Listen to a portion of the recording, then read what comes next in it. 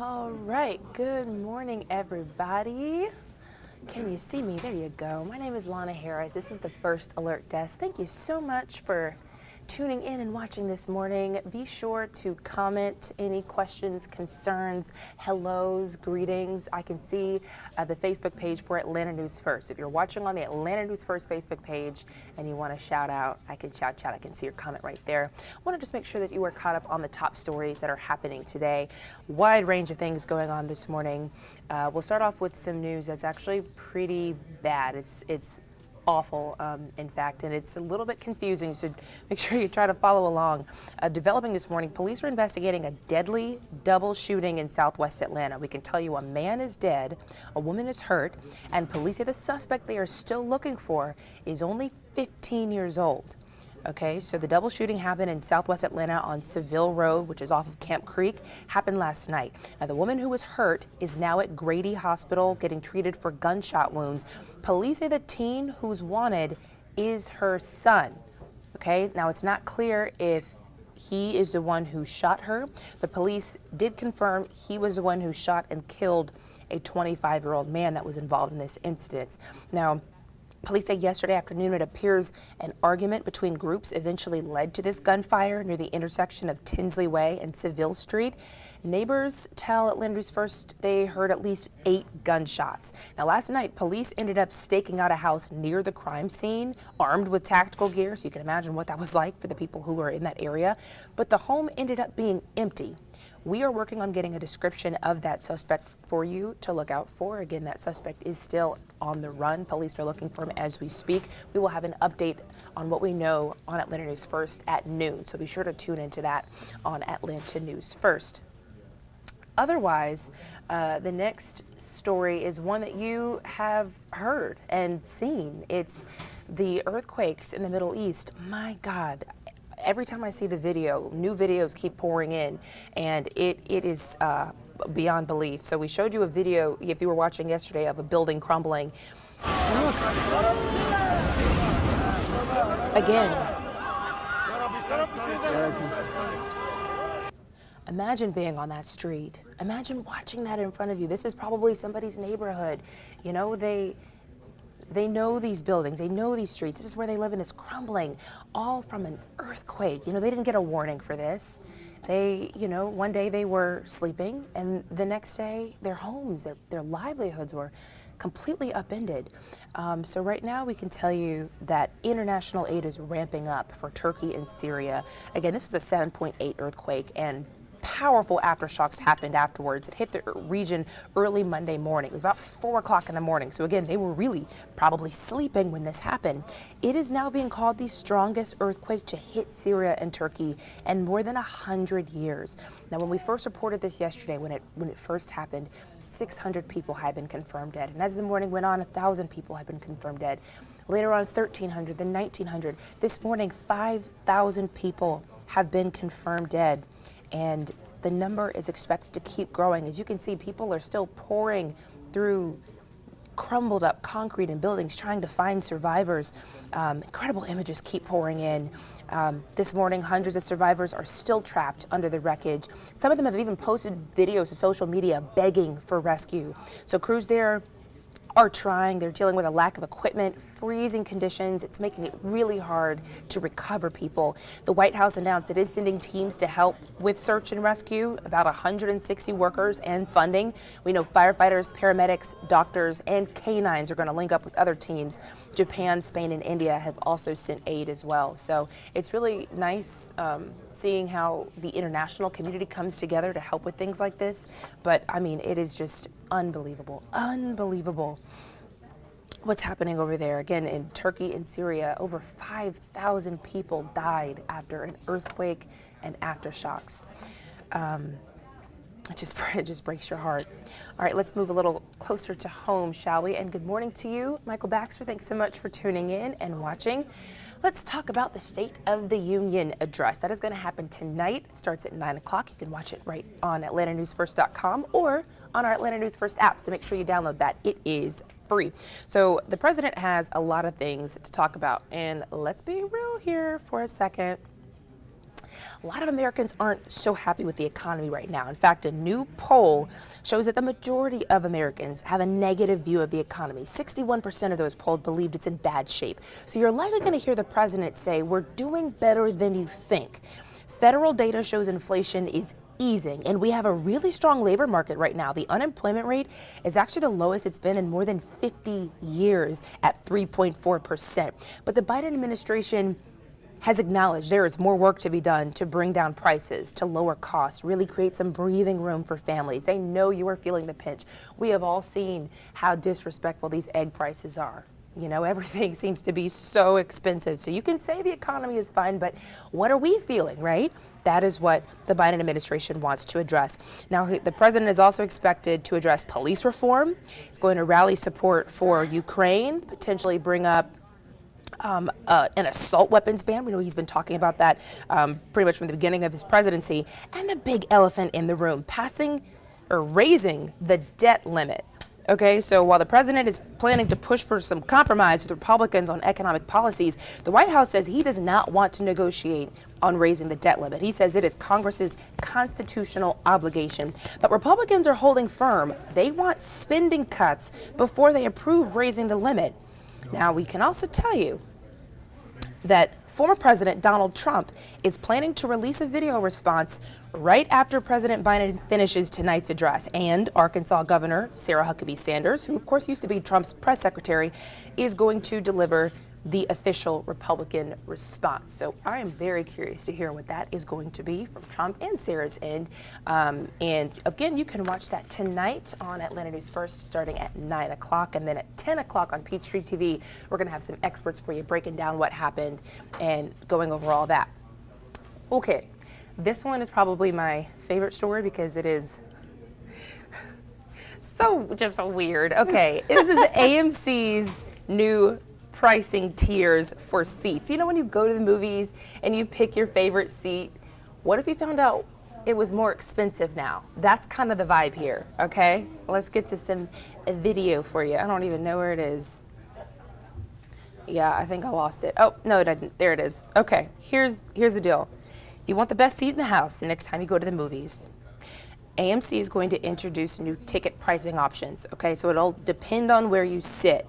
It's going to hit theaters this week in New York, Chicago, and Kansas City. It's going to hit all theaters by the end of the year. There's going to be 3 options: front row, middle, and premium seats. So this morning we were all talking about, what is the premium seat? What is the best seat? For me, it's the middle of the theater, the middle row, right? That seems like it's Courtney's right here, that's who I'm looking at. That's it seems to me like that'd be the best viewing option. You don't have any obstructions. You're not tilting up. You're not, you're not squinting in the back. It's like, it's a nice little spot right there. But would I pay extra money for it? Not when tickets are already $20. It's already expensive. Yeah. Especially when I can watch a movie at my house. You want me to pay more money to sit where I want to sit in the movie theater? I don't know. I have problems. I don't have problems with the weather. How's that for a segue? Courtney, what do you think about all this? Okay, so is my microphone on? I think so. Oh, good. Okay.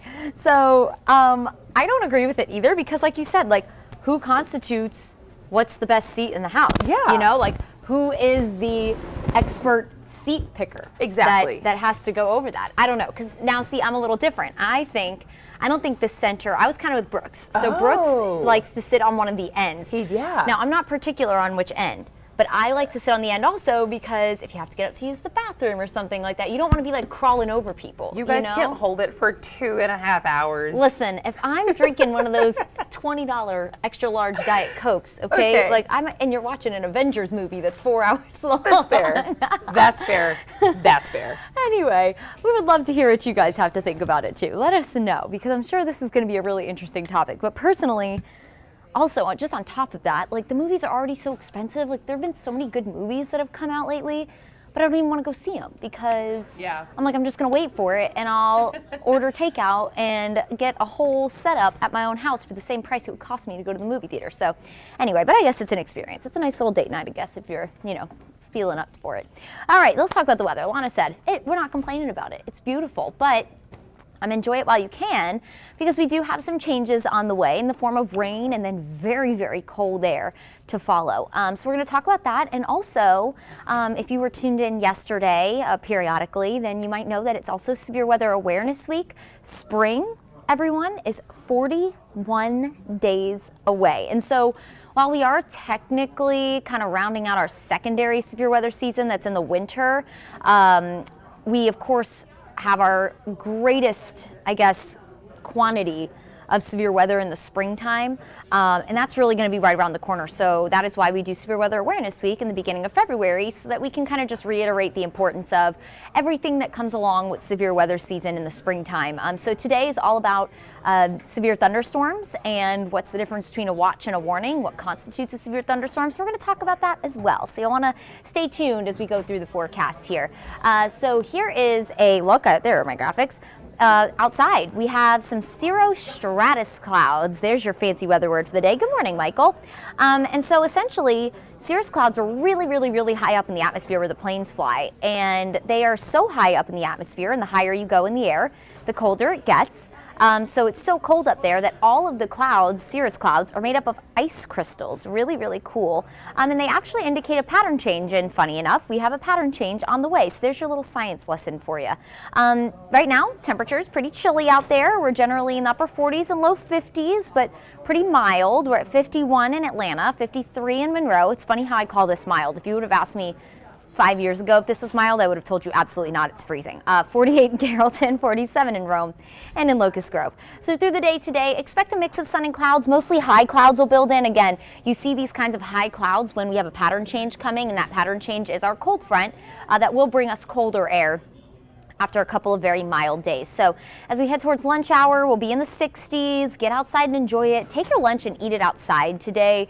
Take any of your business calls that you might have outside today. If you work at home, maybe just go briefly sit on the porch for a little while and soak in the beautiful weather. And then we'll be in the mid 60s by the time we head into the heat of the day. So between 3 and 5, we'll be in the mid to upper 60s, I should say, because we have a forecast high temperature of 68 degrees today. And then the evening, we'll have the mostly cloudy skies, which will prevent our temperatures from dropping quite as drastically as they have. Cloud cover through the overnight hours kind of acts like a blanket, traps in the heat of the day, and we will have plenty of heat to work with today. So we'll wake up tomorrow morning near 50. It'll be cool, but not cold. You'll probably need a lighter jacket tomorrow morning to head out the door.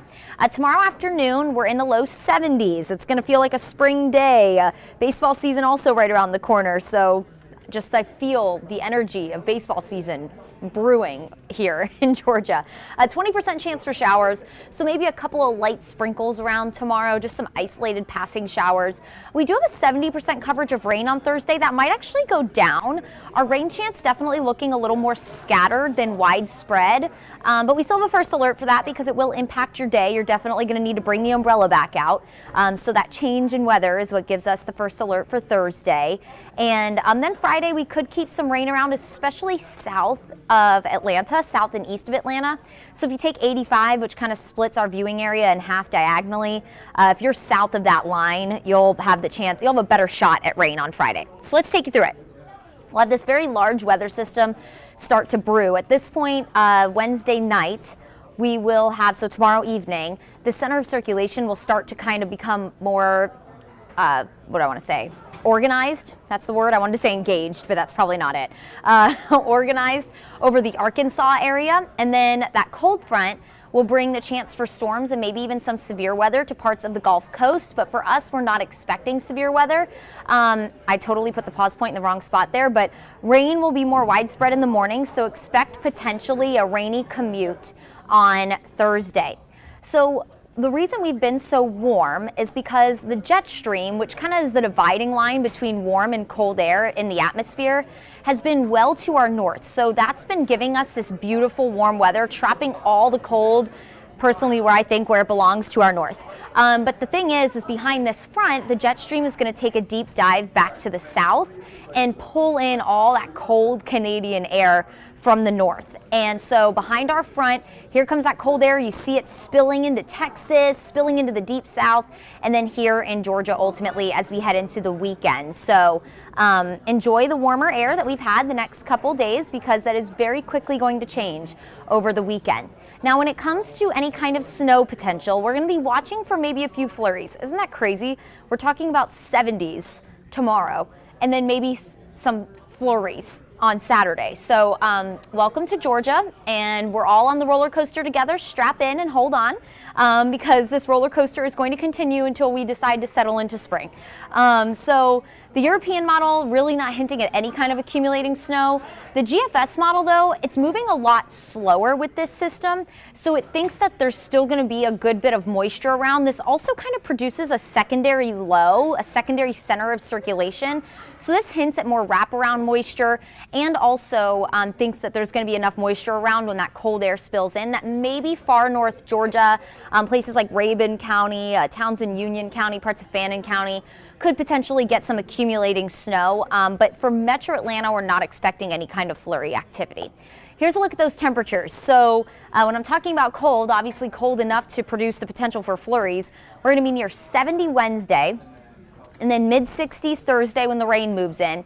The cold air kind of slowly crawls in on Friday, and then Saturday, there's that drastic drop. We go into the 40s on Saturday. So where we woke up this morning is where we're going to be in the afternoon on Saturday. Sunday will be in the upper 50s. Monday, we head back into the low 60s. To kind of put it in perspective, it's right there. Normal high for this time of year is in the mid-50s. So we'll kind of go back towards normal by the start of next week. If you are not a fan of the cold, there's some good news for you. When you take a look at our 6 to 10 day temperature outlook, so you go 7 days and beyond and average the temperatures, we look warmer than normal. So when you add up all the temperatures over the next 10 days and you average it, we look to be at least warmer than the 50s. So it does look like this cold snap will be fairly brief, and we'll just go back up on the upward climb on this. Again, roller coaster of weather that we're on, being in the 70s this week and then the 40s over the weekend. So again, just kind of hold on tight, because the roller coaster this time of year is a pretty wild ride most of the time. Let's talk about Severe Weather Awareness Week, shall we? So today, again, is all about the difference between a watch and a warning. You've probably heard us say it a lot. We'll say there's a new severe thunderstorm watch, there's a new tornado watch for the area. We're definitely not unfamiliar or a stranger to that wording. But then also you see us come on TV when there's a tornado warning, or you see us stream or talk about severe thunderstorm warnings. So what's the difference? Because I experienced this with our last severe weather setup that we had. I was in my workout class and someone said, oh, there's tornadoes out there or something like that. And they were thinking because we were under a tornado watch that there were tornadoes actively happening. Well, that's not the case. So I'm here to inform you the difference between a watch and a warning, because the wording is very key. Obviously, watch and warning can get confusing. So a watch is to basically look out, get ready, right? Because severe storms are possible in the next few hours. But a warning is when you need to take action because the threat is imminent and severe weather is actively happening. So that's the difference. Again, a watch is when you quite literally need to be watching out for the potential for severe weather in the next few hours. A warning is when you need to take action because severe weather is actually happening. And what constitutes a severe thunderstorm warning? Well, wind 58 miles per hour or higher. So if you have winds within a storm, 58 miles per hour plus, usually we see 60 mile per hour winds. That warrants for a severe thunderstorm warning. Hail, 1 inch in diameter, we get that a lot in the springtime when we have a lot of instability to create these really strong updrafts to create hail. So 1 inch in diameter or greater. And then also a tornado. So of course, if there's a tornado, a lot of times we'll have severe thunderstorm warning, tornado possible. That's when we start to get some rotation in the storms, usually a little more broad. And sorry that it's a little bit noisy in here. This is an active newsroom, everybody, and our first alert desk is in the middle of it. So just gives you a kind of a vibe of what the newsroom is like. There's a lot happening all the time in here.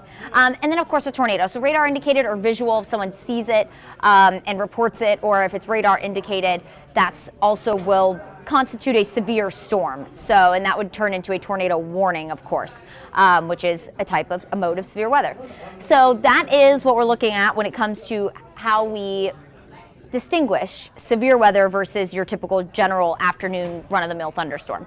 So, which also, don't get me wrong, is quite dangerous because I've told you before, Lightning can be 5 times hotter than the sun. So when there are thunderstorms around, that means there's lightning out there, because you can't have thunder without lightning.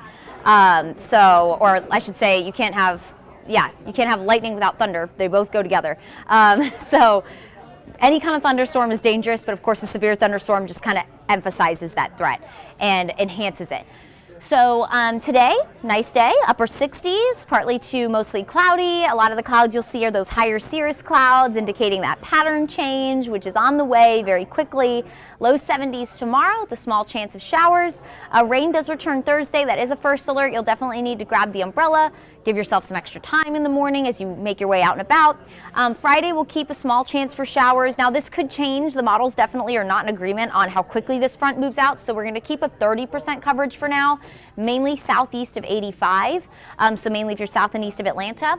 But we'll be watching that, and then some mountain flurries possible on Saturday, maybe some light accumulation in the higher elevations of the mountains on Saturday, and then we are going to wake up freezing at 30. That means the suburbs, you'll be in the mid to upper 20s on Sunday morning, highs in the upper 50s, and then Monday mostly cloudy skies, low 60s, so we'll kind of moderate our temperatures as we head into the end of the weekend and start of next week.